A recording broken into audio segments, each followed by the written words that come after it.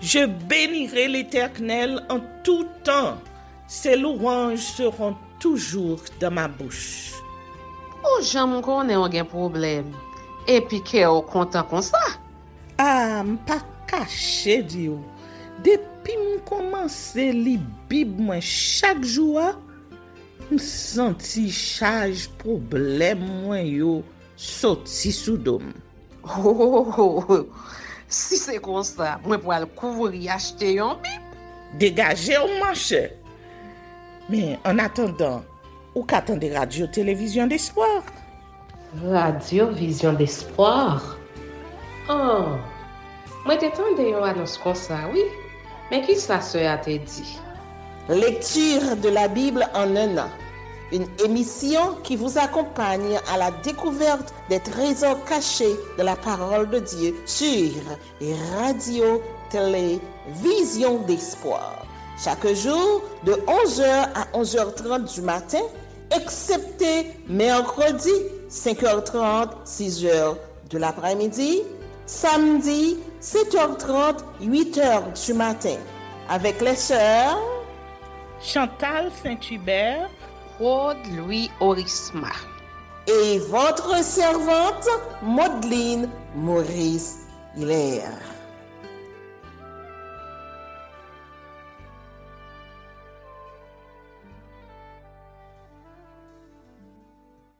Saint-Esprit de Dieu, fais-nous la grâce de jouir de ta présence durant cette lecture qui enseigne, convainc, corrige, instruit et qui sauve.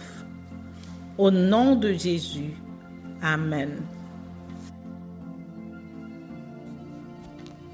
Introduction au livre de Josué. Ce livre de la Bible a pour titre le nom d'une personne. Il s'agit du successeur de Moïse. Ce dernier changea son nom Osée ou Oshéa. Il sauve, il donne la victoire ou il libère, en Josué ou Yehoshua, qui signifie le Seigneur est le sauveur ou celui qui donne la victoire, le libérateur. Tout un programme. Le livre raconte en détail la conquête du pays de Canaan et l'installation des tribus israélites au prix de guerre et de violences multiples. Les chapitres 1er à 12 relatent la traversée du Jourdain et la conquête de Canaan. Josué est, en quelque sorte, un général d'armée de l'Éternel placé à la tête du peuple. Après le rapport des 2 espions, les Israélites traversent miraculeusement le fleuve Jourdain. Chapitres 3 et 4. Les signes de l'alliance, à savoir la circoncision et la Pâque, sont remémorés dans les plaines de Jéricho, chapitre 5. Après une défaite inaugurable, chapitres 6 et 7, la conquête commence avec toutes les armes de l'époque, y compris la ruse, telle que celle des Gabaonites, au chapitre 9, ce qu'il faudra faire de tous les pays vaincus et ensuite précisé, chapitres 8 à 12. Les chapitres 13 à 22 fournissent des détails sur le partage de Canaan. Ce partage tient compte de chacune des 12 tribus d'Israël, chapitres 13 à 19, des 10 villes de refuge, chapitre 20, et des 48 villes des Lévites, chapitre 21, versets 1er à 45. Les chapitres 22 à 24 relatent les derniers événements et les ultimes avertissements de Josué. Un autel témoin des Rubénites symbolise l'unité des tribus de part et d'autre du fleuve, au chapitre 22. Il y a aussi une sorte de testament de Josué, au chapitre 23, appuyé par son engagement personnel. Moi et ma maison, nous servirons l'Éternel. Le livre se termine par l'alliance, le pacte ou la dernière assemblée à Sichem, chapitre 24.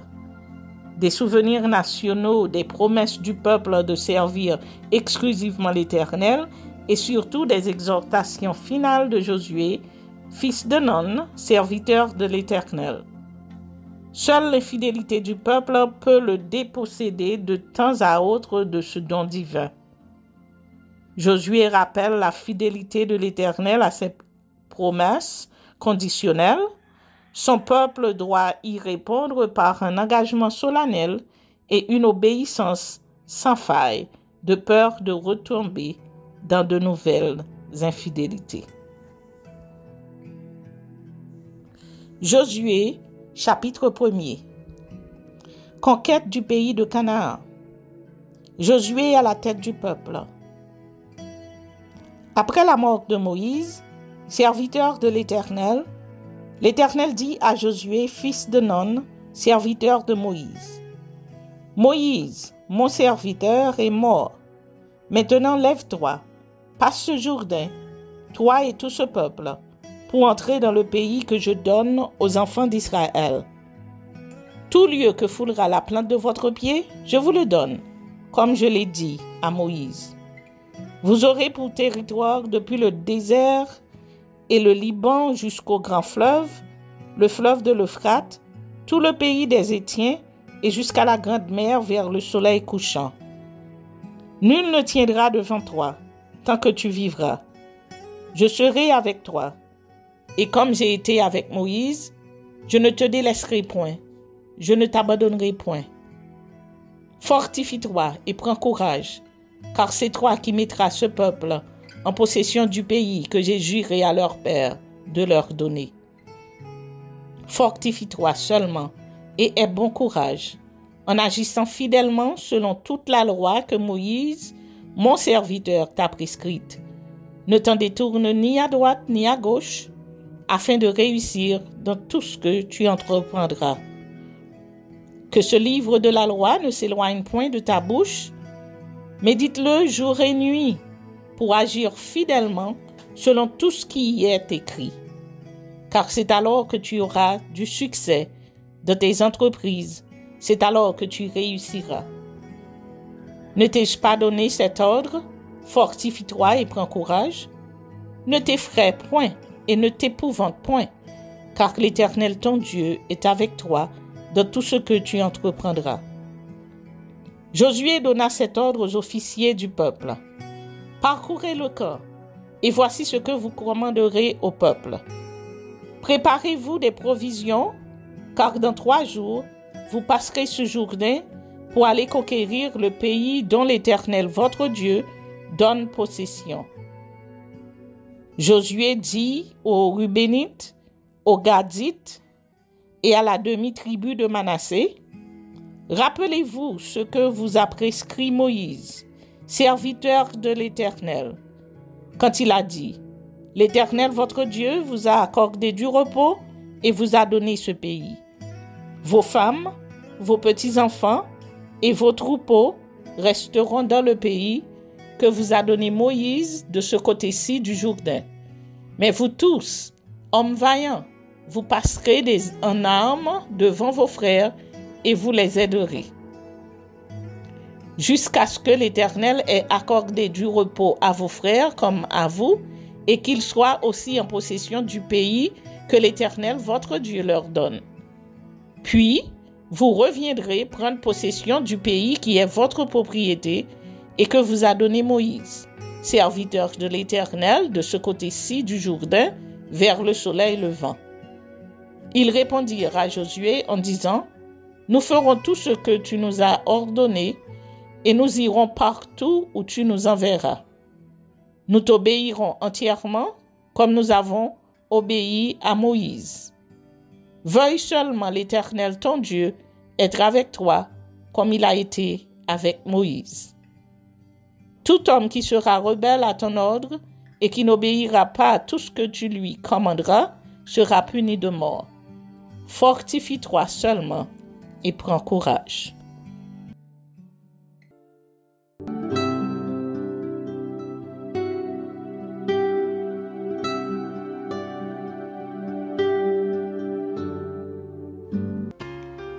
Ésaïe chapitre 16. Envoyez les agneaux aux souverains du pays. Envoyez-les de Séla par le désert à la montagne de la fille de Sion. tel un oiseau fugitif, tel une nichée effarouchée. Telles seront les filles de Moab au passage de l'Arnon. Donne conseil, fais justice, couvre-nous en plein midi de ton ombre comme de la nuit. Cache ceux que l'on poursuit, ne trahis pas le fugitif. Laisse séjourner chez toi les exilés de Moab, sois pour eux un refuge contre le dévastateur. Car l'oppression cessera, la dévastation finira, celui qui foule le pays disparaîtra. Et le trône s'affermira par la clémence, et l'on y verra siéger fidèlement dans la maison de David. Un juge ami du droit et zélé pour la justice.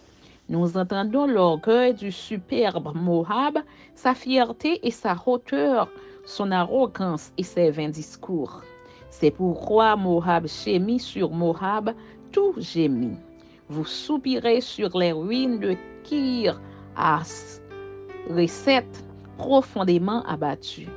Car les campagnes de Hesbon languissent, les maîtres des nations ont brisé les cèpes de la vigne de Sibma, qui s'étendait jusqu'à Jaézer, qui errait dans le désert. Les rameaux se prolongeaient et allaient au-delà de la mer. Aussi je pleure sur la vigne de Sibma comme sur Jaézer. Je vous arrose de mes larmes, Hesbon, allez. Car sur votre récolte et sur votre moisson est venu fondre un cri de guerre.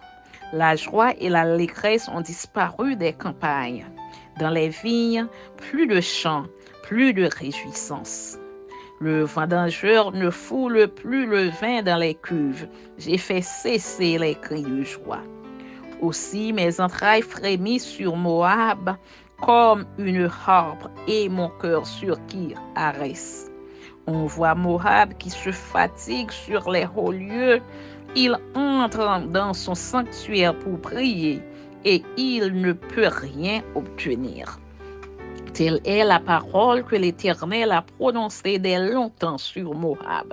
Et maintenant l'Éternel parle et dit, dans 3 ans, comme les années d'un mercenaire, la gloire de Moab sera l'objet du mépris, avec toute cette grande multitude, et ce qui restera sera peu de choses, presque rien. La gloire de Moab sera l'objet du mépris, avec toute cette grande multitude, et ce qui restera sera peu de choses, presque rien. Amen. Prophétie contre Dama et Israël.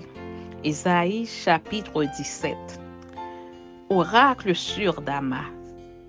Voici Dama ne sera plus une ville, elle ne sera qu'un monceau de ruines.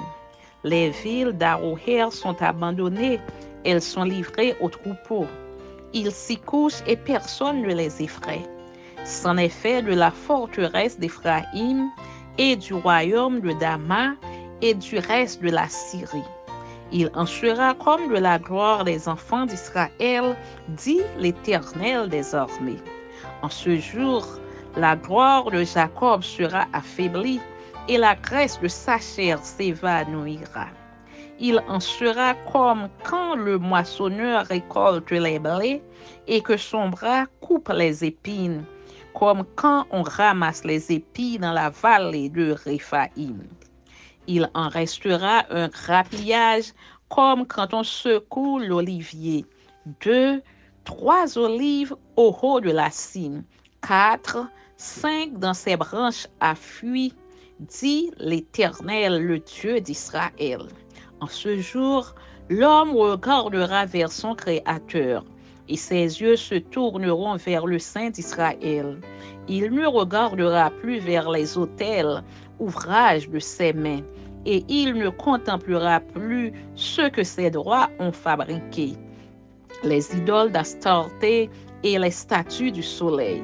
En ce jour, ces villes fortes seront comme des débris dans la forêt et sur la cime des montagnes, abandonné devant les enfants d'Israël, et ce sera un désert. Car tu as oublié le Dieu de ton salut, tu ne t'es pas souvenu du rocher de ton refuge. Aussi, tu as fait des plantations d'agrément, tu as planté des ceps étrangers. Lorsque tu les plantas, tu les entouras d'une haie, et bientôt tu les fis venir en fleurs. Mais la récolte a fui au moment de la jouissance, et la douleur est sans remède. Oh, quelle rumeur de peuples nombreux! Ils mugissent comme mugit la mer. Quel tumulte de nations! Elles grondent comme grondent les eaux puissantes. Les nations grondent comme grondent les grandes eaux. Ils les menacent et elles fuient au loin.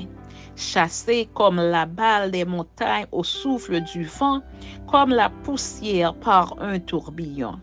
Quand vient le soir, voici, c'est une ruine soudaine. Avant le matin, ils ne sont plus. Voilà le partage de ceux qui nous dépouillent, le sort de ceux qui nous pillent. Amen.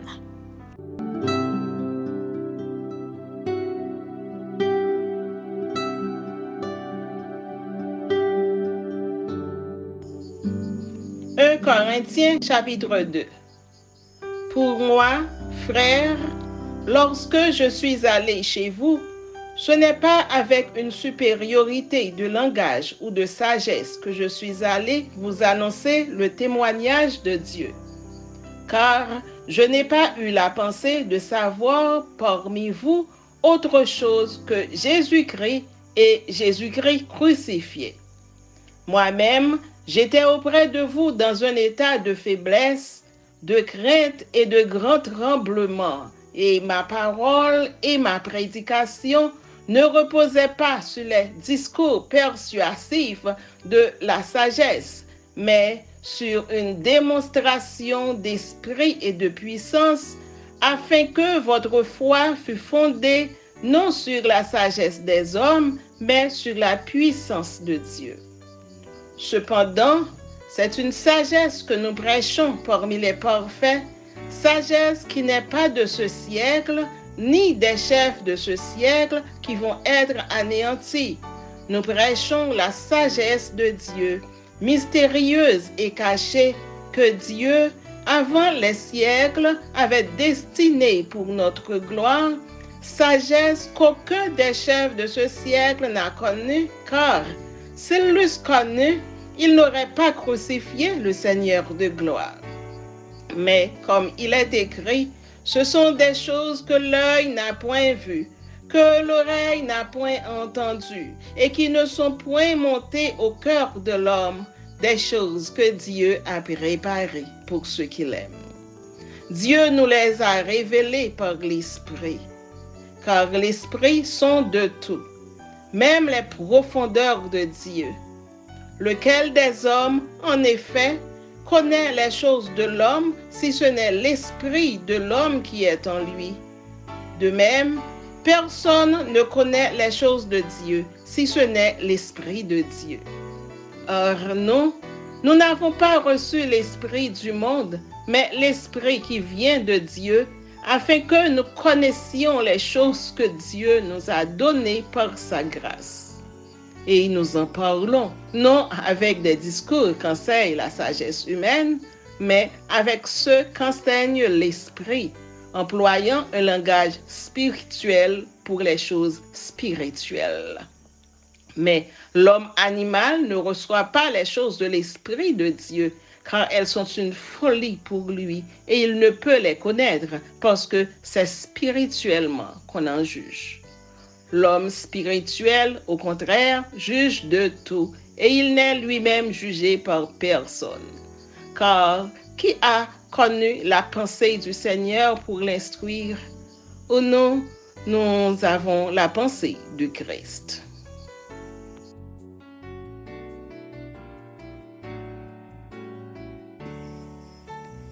Corinthiens chapitre 3. Division dans l'église de Corinthe. Pour moi, frères, Ce n'est pas comme à des hommes spirituels que j'ai pu vous parler, mais comme à des hommes charnels, comme à des enfants en Christ. Je vous ai donné du lait, non de la nourriture solide, car vous ne pouviez pas la supporter. Et vous ne le pouvez pas même à présent parce que vous êtes encore charnels. En effet, puisqu'il y a parmi vous de la jalousie et des disputes, n'êtes-vous pas charnels et ne marchez-vous pas selon l'homme? Quand l'un dit « Moi, je suis de Paul » et un autre « Moi, d'Apollos », n'êtes-vous pas des hommes? Qu'est-ce donc qu'Apollos et qu'est-ce que Paul? Des serviteurs par le moyen desquels vous avez cru selon que le Seigneur l'a donné à chacun. J'ai planté, Apollos a arrosé, mais Dieu a fait croître, en sorte que ce n'est pas celui qui plante qui est quelque chose, ni celui qui arrose, mais Dieu qui fait croître. Celui qui plante et celui qui arrose sont égaux et chacun recevra sa propre récompense selon son propre travail. Car nous sommes ouvriers avec Dieu. Vous êtes le champ de Dieu, l'édifice de Dieu. Selon la grâce de Dieu qui m'a été donnée, j'ai posé le fondement comme un sage architecte et un autre bâtit dessus. Mais que chacun prenne garde à la manière dont il bâtit dessus. Car personne ne peut poser un autre fondement que celui qui a été posé, savoir Jésus-Christ. Or, si quelqu'un bâtit sur ce fondement avec de l'or, de l'argent, des pierres précieuses, du bois, du foin, du chaume, l'œuvre de chacun sera manifestée. Car le jour la fera connaître, parce qu'elle se révélera dans le feu, et le feu éprouvera ce qu'est l'œuvre de chacun. Si l'œuvre bâtie par quelqu'un sur le fondement subsiste, il recevra une récompense. Si l'œuvre de quelqu'un est consumée, il perdra sa récompense. Pour lui, il sera sauvé, mais comme au travers du feu. Ne savez-vous pas que vous êtes le temple de Dieu et que l'Esprit de Dieu habite en vous? Si quelqu'un détruit le temple de Dieu, Dieu le détruira, car le temple de Dieu est saint et c'est ce que vous êtes. Que nul ne s'abuse lui-même. Si quelqu'un parmi vous pense être sage selon ce siècle, qu'il devienne fou afin de devenir sage. Car la sagesse de ce monde est une folie devant Dieu. Aussi est-il écrit, il prend les sages dans leur ruse. Et encore, le Seigneur connaît les pensées des sages, il sait qu'elles sont vaines. Que personne donc ne mette sa gloire dans des hommes, car tout est à vous, soit Paul, soit Apollos, soit Apollos, soit Céphas, soit le monde, soit la vie, soit la mort, soit les choses présentes, soit les choses à venir. Tout est à vous, et vous êtes à Christ, et Christ est à Dieu.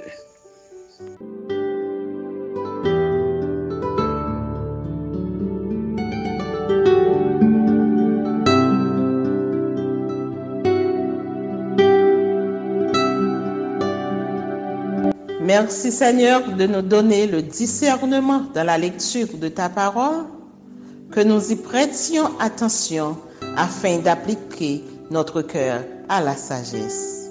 Amen.